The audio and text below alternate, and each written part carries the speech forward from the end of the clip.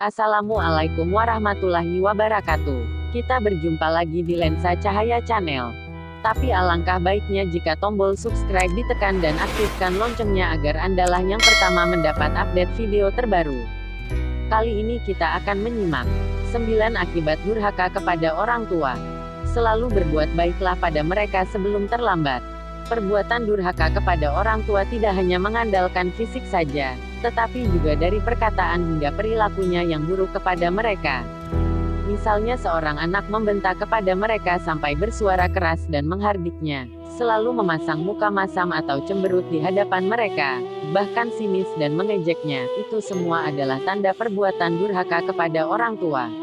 Durhaka kepada orang tua tentu ada akibatnya yang terjadi pada seorang anak, salah satunya Allah Subhanahu wa Ta'ala tidak akan meridhoinya. Seperti dalam Al-Quran Surat Al-Isra ayat 23 yang berbunyi, Waqadu, robuka alata, budi ila iya'ahu wabil walidaini isanan. Ima yabluguna indakal kibaru ahaduhuma kilahuma falataktullahuma ufan walatan harhuma waqullahuma kaulan kariman. Artinya, dan Tuhanmu telah memerintahkan agar kamu jangan menyembah selain Dia dan hendaklah berbuat baik kepada ibu bapak. Jika salah seorang di antara keduanya atau kedua-duanya sampai berusia lanjut dalam pemeliharaanmu, maka sekali-kali janganlah engkau mengatakan kepada keduanya perkataan, "Ah," dan janganlah engkau membentak keduanya, dan ucapkanlah kepada keduanya perkataan yang baik. Masih banyak akibat jika anak tidak berbakti kepada mereka, yaitu sebagai berikut. 1. Seorang anak yang berbuat durhaka kepada orang tuanya tentu akan mendapatkan dosa-dosa besar dari Allah Subhanahu wa Ta'ala. Sudah sepantasnya jika anak yang sering durhaka kepada orang tuanya akan dapat dosa yang sangat besar dari Allah Subhanahu wa Ta'ala, sebagaimana Rasulullah Shallallahu Alaihi Wasallam pernah bersabda, dosa-dosa besar yang paling besar adalah syirik kepada Allah, membunuh, durhaka kepada orang tua, dan perkataan dusta atau sumpah palsu. Hadis riwayat Bukhari Muslim dari sahabat Anas bin Malik. 2. Tak hanya mendapatkan dosa besar, ia juga akan mendapatkan laknat dari Allah selamanya. Sangat terlihat bahwa seorang anak yang mendapatkan dosa besar dari Allah, maka ia pun mendapatkan laknat darinya selama ia masih durhaka kepada orang tuanya. Seperti tercantum dalam hadis dari Abu Hurairah radhiyallahu anhu, berkata Rasulullah Shallallahu Alaihi Wasallam bersabda, Allah telah melaknat 7 golongan dari atas 7 lapis langit dan kutukan itu diulang-ulang sampai 3 kali untuk masing-masing. Padahal satu kutukan saja sudah cukup membinasakan, yaitu 1. Terkutuklah orang yang berbuat liwat, laki-laki bercinta dengan laki-laki. 2. Terkutuklah orang yang menyembelih tidak karena Allah. 3. Terkutuklah orang yang bersetubuh dengan binatang. 4. Terkutuklah orang yang durhaka kepada ibu bapaknya. 5. Terkutuklah orang yang kawin dengan wanita yang dirangkap dengan putrinya, ibunya dikawini dan anaknya dikawini pula. 6. Terkutuklah orang yang merusak tanda-tanda atau batas kepemilikan di bumi. 7. Terkutuklah orang yang mengaku hubungan maula, majikan, kepada orang yang bukan maula yang memerdekakannya. Hadis riwayat At-Tabrani. 3. Sudah mendapatkan kutukan dari Allah, jelas saja ia tidak akan bisa masuk surga di akhirat nanti.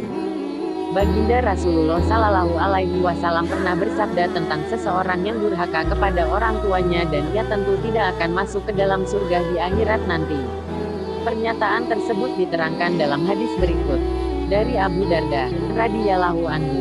Rasulullah Shallallahu Alaihi Wasallam bersabda, tidak masuk surga anak yang durhaka, peminum khamar, minuman keras, dan orang yang mendustakan qadar. Hadis riwayat Ad-Darimi. 4. Meskipun ia selalu berbuat baik kepada orang lain, bakalan percuma karena semua amalan kebaikannya tidak akan diterima. Jika seseorang masih punya dendam, marah bahkan masih durhaka kepada orang tuanya, walau ia selalu melakukan amalan baik lainnya, maka amalan tersebut tentu tidak akan diterima sama sekali oleh Allah Subhanahu wa Ta'ala. Abu Umamah berkata, Rasulullah Shallallahu Alaihi Wasallam bersabda, Allah tidak akan menerima amal 3 golongan manusia yang bersifat sarpan, taubat atau hal yang sunnah, dan adlan, fidyah atau tebusan, yaitu anak yang durhaka kepada kedua orang tua, orang yang suka memberi namun mengharapkan balasan yang lebih, dan orang yang tidak percaya dengan takdir. Hadis riwayat Imam Ibnu Asyir. 5. Dalam hidupnya tidak ada keberkahan baginya karena Allah sudah tidak menyukai hambanya yang masih durhaka kepada orang tua. Baik seseorang tidak akan diterima karena Allah Subhanahu wa Ta'ala sudah tidak menyukai pada hamba tersebut karena masih durhaka pada orang tua. Bahaya banget kalau begitu, yang pastinya akan tidak aman di dunia dan juga di akhirat. Keterangan Allah tidak menyukai pada hambanya yang masih durhaka ke orang tuanya ada di dalam Al-Quran Surat An-Nisa ayat 36 yang berbunyi, Wa'budullaha, wala tusriku bihi syai'an, wa bil walidaini ihsanan, wa bisil qurba wal yatama, wal masakini wal jaruzil qurba, wal jaril junubi, wa sohibi bil jambi, wa bni sabili, wa ma malakat aimanukum, innallaha la yuhibbu man kana mutalan fahuron. Dan sembahlah Allah dan janganlah kamu mempersekutukannya dengan sesuatu apapun. Dan berbuat baiklah kepada kedua orang tua, karib kerabat, anak-anak yatim, orang-orang miskin, tetangga dekat dan tetangga jauh, teman sejawat, ibnu sabil dan hamba sahaya yang kamu miliki. Sungguh, Allah tidak menyukai orang yang sombong dan membanggakan diri. 6. Seorang anak pun tidak mendapatkan ridho Allah selama hidupnya. Kemudian ia pun tidak akan mendapatkan ridho dari Allah Subhanahu wa Ta'ala. Pernyataan tersebut juga diriwayatkan oleh hadis riwayat Tirmidzi yang berbunyi, ridho Allah itu tergantung ridho kedua orang tua dan murka Allah juga tergantung kepada murka kedua orang tua. Hadis riwayat Tirmidzi. 7. Walau sudah banyak meminta ampun atas dosa-dosanya, itu tidak akan terampuni semuanya. Meskipun ia selalu banyak minta ampun atas dosa-dosanya selama ini, maka percuma tidak akan diampuni semua dosanya oleh Allah Subhanahu wa Ta'ala jika masih saja durhaka pada orang tuanya. Dari Abdullah bin Amr, ia berkata, seorang Arab Badui datang kepada Nabi Sallallahu Alaihi Wasallam lalu berkata, wahai Rasulullah, apakah dosa-dosa besar itu? Beliau menjawab, isyrak, menyekutukan sesuatu dengan Allah. Ia bertanya lagi, kemudian apa? Beliau menjawab, kemudian durhaka kepada dua orang tua. Ia bertanya lagi, kemudian apa? Rasulullah menjawab, sumpah yang menjerumuskan. Aku bertanya, apa sumpah yang menjerumuskan itu? Rasulullah Shallallahu Alaihi Wasallam menjawab, sumpah dusta yang menjadikan dia mengambil harta seorang muslim. Hadis riwayat Bukhari.